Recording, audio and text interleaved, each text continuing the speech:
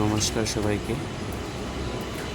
আজই সেই ঐতিহাসিক দিন,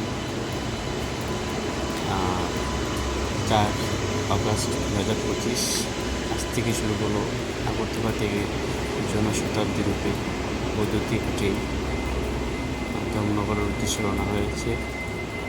আমরা সবাই সাক্ষী থাকবো এবং আমরা সবাই খুশি, গর্বিত বৈদ্যুতিক ট্রেন শুরু হওয়ার জন্য।